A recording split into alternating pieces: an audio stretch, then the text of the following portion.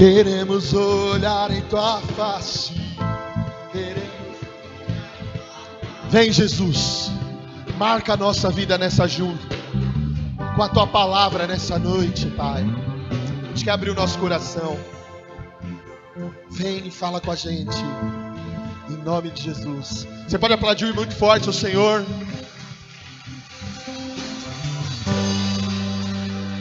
Graças a Deus. Amém. É um desafio sempre muito grande, sempre um desafio muito grande a gente falar sobre o Natal, né? A gente já ouviu pregação de tudo quanto é tipo de Natal.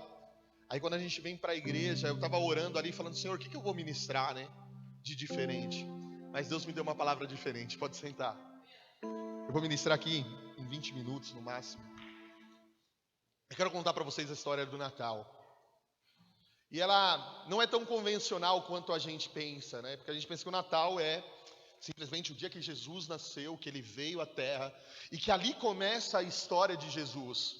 Mas não é isso, gente. A história de Jesus, ela começa no primeiro livro da Bíblia. O livro inteiro, a Bíblia inteira, ela tem uma história só. E a história é Jesus. Nos discipulados que eu faço, acho que o maior desafio é a gente pegar a palavra e começar a enxergar Jesus em todos os textos da Bíblia. E pasme, ele está lá. Ele está lá do começo da Bíblia até o final da Bíblia. No começo, obviamente, como uma promessa, mas no final se cumpre, ele nasce. E é essa história que eu quero contar para vocês hoje. A história do Natal. A primeira menção que fazem sobre Cristo na palavra é Gênesis capítulo 3, versículo 15. Dá para pôr aí, Maris? Vou te explorar hoje. Gênesis 3, 15 e 16. Vamos ver junto? Porém, inimizade entre você e a mulher, entre a sua descendência e o descendente dela. Esse lhe ferirá a cabeça e ele lhe ferirá o calcanhar. Gente, quando o homem cai, pasme, é o que eu vou te dizer aqui. Isso aqui é revelação, gente. Isso daqui você tem que escrever no teu coração. Quem estava pregando o evangelho aqui era Deus.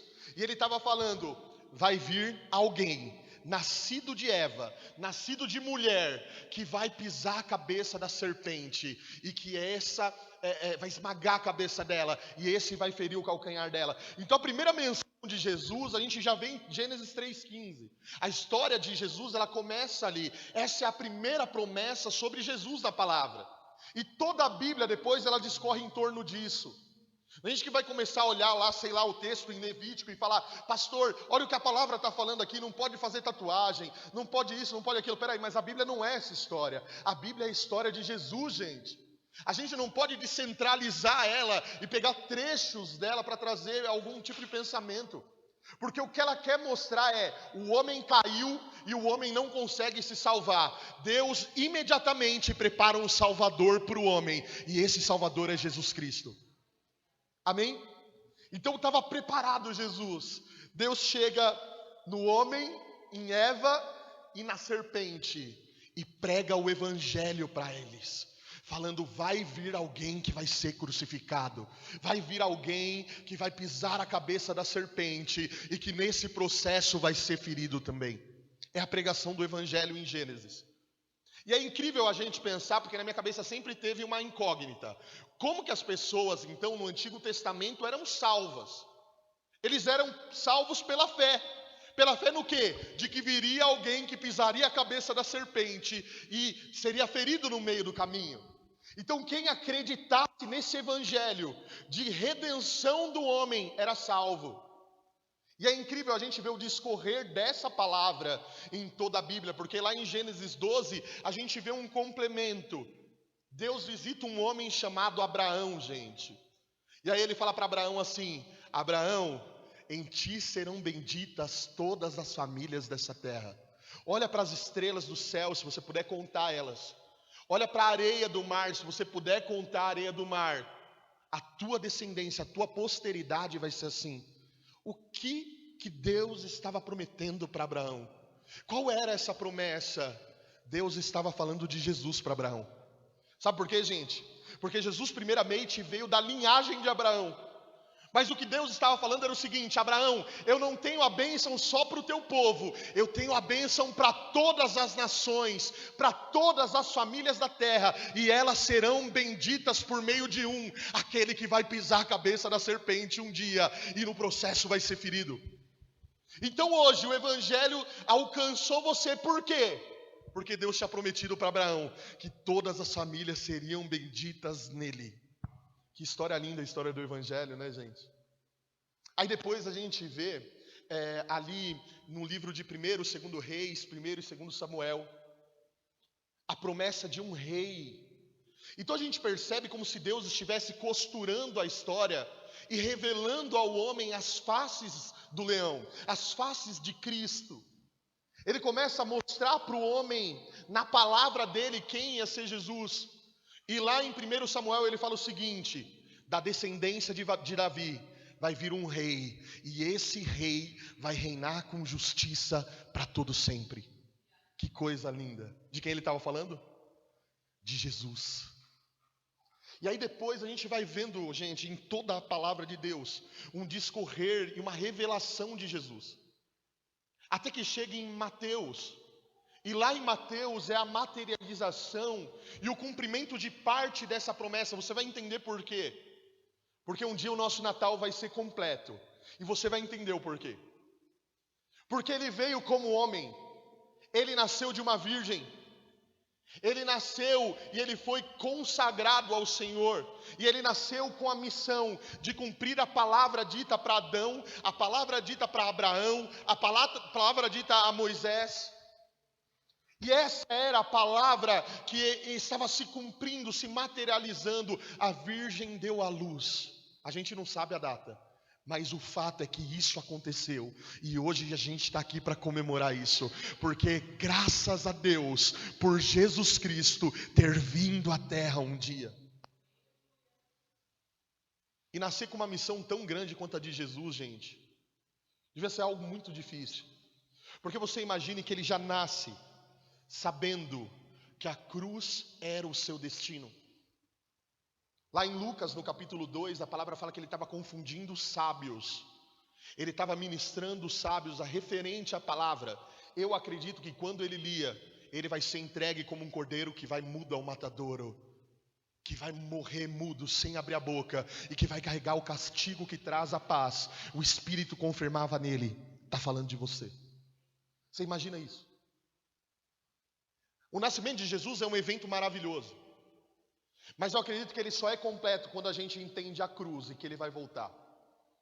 Porque ele nasceu, amém, beleza, ele nasceu, ele está dentro de nós. Ele nasceu no dia que eu declarei Jesus como Senhor e Salvador da minha vida. Ele nasceu em mim no dia que eu vim para frente e ele tomou a minha vida, ele nasceu para mim, foi o meu Natal. Mas se eu não entender a cruz e não entender que ele vai voltar um dia, não adianta nada. Então ele nasceu, e por que ele foi para a cruz? Alguém sabe me responder? Hoje a gente está redefinindo o Evangelho. Hoje a gente está redefinindo o que é o Evangelho. O Evangelho, primeiro, é a incapacidade do homem ser salvo por si só. Cara, a gente não consegue se salvar. Não tem o que a gente pode fazer para atingir o padrão de salvação de Deus. Por quê? Porque a gente comeu aquele bendito fruto com Adão, e agora o mal está dentro da gente. Alguém duvida disso? Quem polui a natureza, gente? Quem? Quem que mata, rouba e destrói? É o homem, gente. A gente lê lá, o ladrão veio para roubar, matar e destruir. Cara, ele só faltou falar, o ladrão, o homem, tudo junto, eles fazem isso. A natureza degladiada, destruída. Por quê? Porque o homem faz isso. Coloca o homem no lugar mais lindo do mundo. Coloca 2. Você já vai ver os caras fazendo fronteira, os caras jogando lixo no chão, os caras destruindo tudo para construir alguma coisa. Por quê? Porque o mal está dentro da gente. Tira da face da terra o ser humano. Vamos pensar numa terra sem o ser humano. Ela ficaria melhor ou pior? Em questão ambiental, por exemplo. Muito melhor. Ela ia se regenerar rapidinho. A gente que polui, a gente que desgraça as águas, gente. A gente que faz tudo isso. Aí a gente ora repreendendo o diabo, amém, a gente tem que fazer isso. Mas eu acho que a gente tem que repreender muito mais o homem, porque o mal está na gente. E só há uma salvação para nós e é Jesus Cristo. Porque o mal está enraizado na gente, a gente não consegue optar pelo bem. E se a gente pudesse fazer isso, a gente não escolheria, porque a nossa natureza é assim. Você está aqui hoje, você não pode dizer que você não tem pecado nenhum. Porque hoje, muito provavelmente, você pecou e muito. Você falou, pensou que não deveria pensar. O padrão de Deus é muito alto, gente. Lá no livro de Mateus, no capítulo 5, a gente estudou aqui o Sermão do Monte, versículo a versículo. A gente entendeu que o padrão de Deus já era alto, e ele mostrou isso na lei. Quando ele escreve não vai matar, ele escreve não vai matar, porque se não tivesse escrito não vai matar, o homem mataria. Ele coloca limites por meio da lei, porque o homem era infinitamente mau, e ele limita por meio da lei. Ele começa a colocar leis para que o homem não ultrapassasse essa barreira, e mesmo assim ultrapassa. Mas quando a gente olha para Cristo, ele apresenta para a gente a graça, e tem gente que vai me dizer assim, a graça é muito mais fácil, pastor. Não. Sabe por quê? Ele fala o seguinte, se na lei você matasse e isso era pecado, eu estou falando para vocês que quando vocês se iram, isso é pecado. Quando vocês se iram, isso é um homicídio. O carro hoje, você vindo, a fechada, cerou, homicida. Se você olhar para a tua irmã e desejar ela, na lei está escrito que se você sair com ela, você está pecando. Se você adulterar, você está pecando. Eu falo para você que por meio da graça é o seguinte, se você olhar e desejar, você já está adulterando. Cara, Jesus pega a régua e joga lá em cima. Ele coloca lá num nível muito alto para falar para a gente, vocês precisam de um Salvador. Vocês nunca vão conseguir sozinhos. E ele veio, se não para aquele que precisa de médico, ele veio para os doentes. Lá em Marcos 2 a palavra fala, ele não veio para os sãos, ele veio para aqueles que precisam de um Salvador. Quem precisa de um Salvador aqui, gente?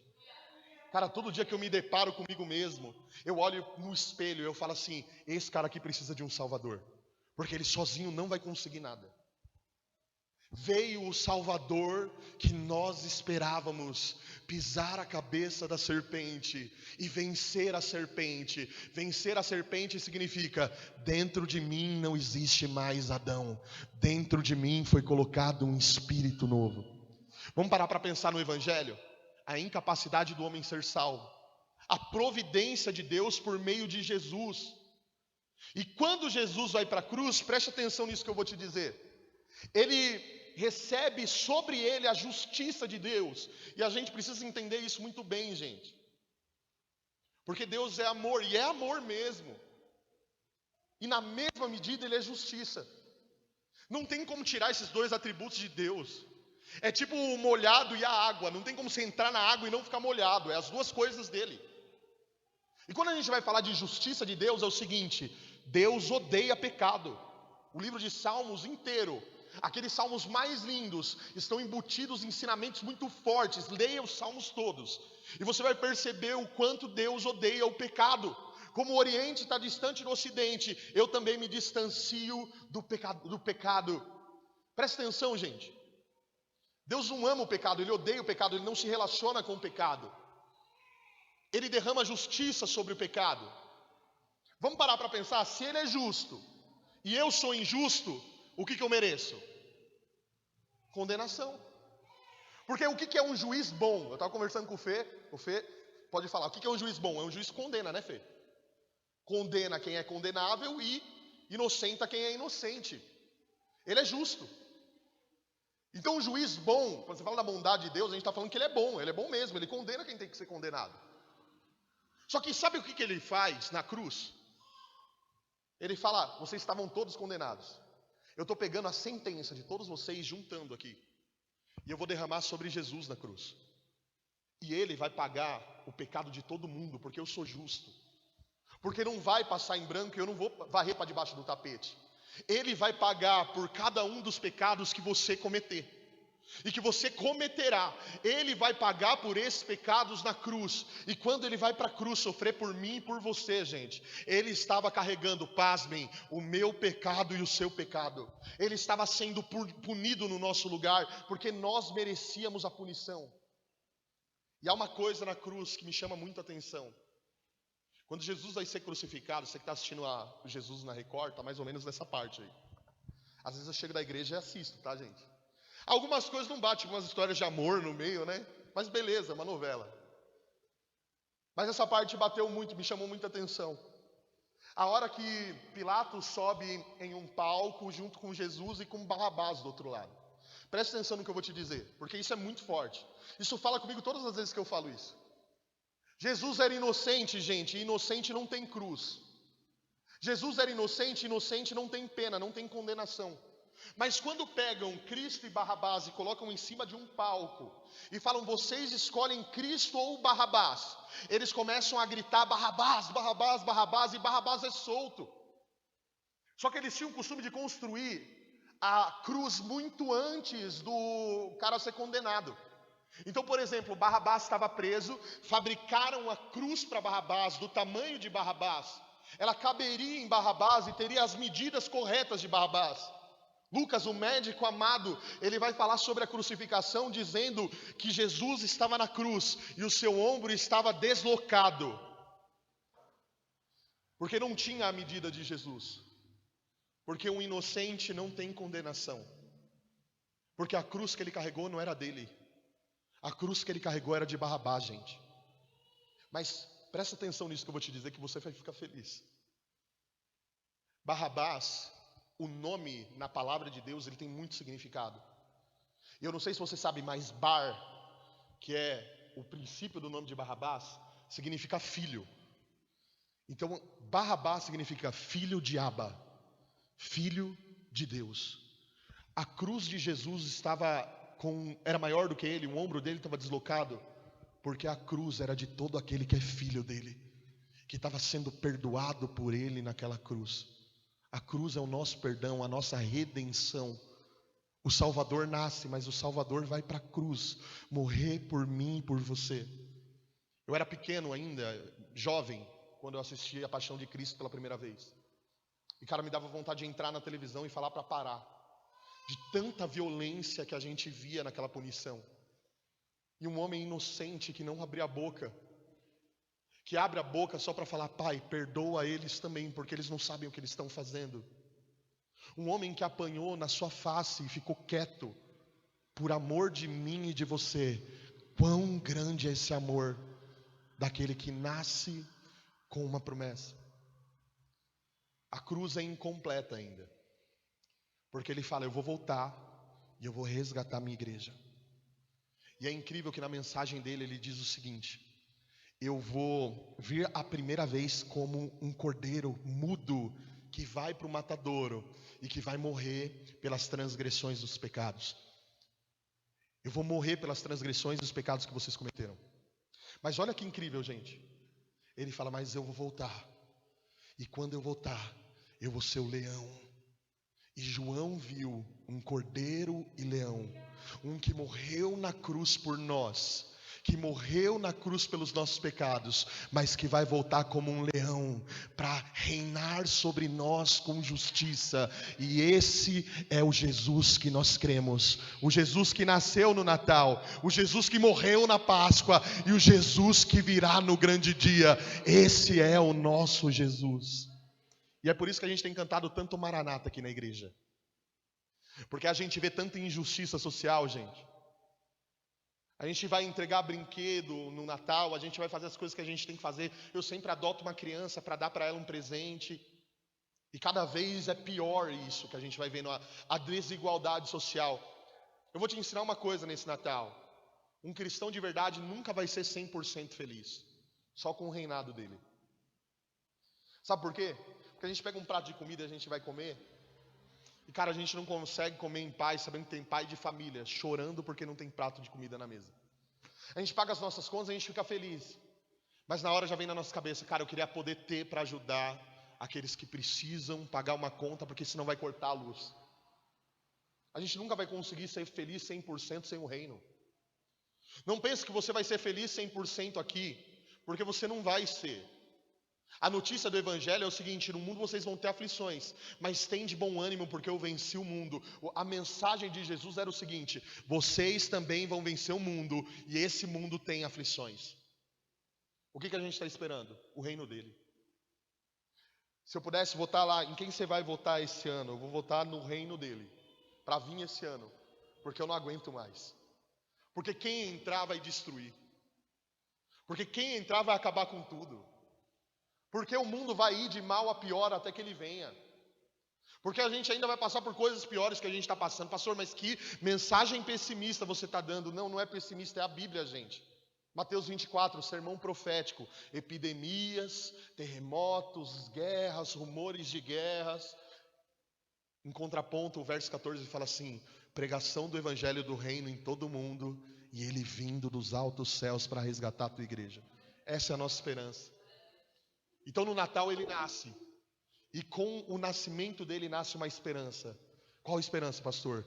Tudo vai acabar bem. Eu vou terminar essa palavra falando para você que lá em Gênesis começou tudo bem. E lá em Gênesis tinha um jardim, correto? Quem lembra do jardim em Gênesis? O jardim do Éden. Era lindo, né? Lá em Apocalipse a palavra fala que o jardim é uma cidade. Presta atenção nisso. E aí vai dizer que no centro do jardim tinha uma árvore chamada árvore da vida. Lá na cidade, em Apocalipse, tem uma árvore chamada árvore da vida. A palavra fala também que Deus vinha visitar o homem e que ele conversava com o homem toda a virada do dia. Presta atenção nisso. Lá em Apocalipse está escrito o seguinte: que ele virá dos céus fazer tabernáculo no meio do seu povo e vai viver com a gente para sempre. Cara, eu não sei se você entendeu. Começou tudo bem. A história da Bíblia garante que começou tudo bem e que vai terminar muito bem. E a gente está nesse meio, cheio de esperança, crendo que ele virá dos altos céus nos resgatar. Fica de pé no teu lugar. Gente, o que eu posso falar para você nesse Natal? Se não agradecer a Deus pela tua vida. Porque Deus tem arrebanhado os dele. E gente, eu vou te falar de verdade, não é fácil ouvir o pastor André pregando. Às vezes vem só paulada, seguida, 2 meses assim, ó. Mas Deus tem trazido gente que gosta de ouvir a verdade. Deus tem trazido gente que gosta de ouvir a palavra. Que pergunta para mim: pastor, vai tudo ficar bem se eu aceitar Jesus? Eu falo assim: não, cara. Tudo vai ficar bem quando ele voltar. Enquanto isso, vamos pelejar, vamos trabalhar todo dia, ralar, suor do rosto a gente come. A gente vai sofrer às vezes, a gente vai passar por injustiça. A gente vai perder emprego, mas a gente vai achar outro. A gente vai passar por dia que a gente vai pôr a mão no bolso, não vai ter R$1. Mas vai ter dia que vai ter pão na mesa também, que vai sobejar. E a gente vai viver, e essa é a garantia que ele tem pra gente. E a gente vai passar um dia após o outro, talvez alguns sofrendo mais, outros menos, porque o sol se coloca sobre todos. A graça dele está sobre mim, sobre você. As dificuldades também estão sobre mim, sobre você. Ninguém é melhor que ninguém. A garantia dele é que quando ele vier, a gente vai viver para sempre com ele. E no reino dele não tem pedofilia, e no reino dele não tem corrupção, e no reino dele não tem abuso infantil, e no reino dele não tem desvio de verba, e no reino dele não tem fome, e no reino dele não tem sofrimento, no reino dele não tem mais despedidas daqueles que a gente ama, porque eles vão viver para sempre com a gente. Não tem mais choro no reino dele, e é esse reino que inaugura no dia de Natal. Ah, ele nasceu, beleza. Ele nasceu, mas ele morreu por mim e ele vai voltar. E esse é o Natal completo.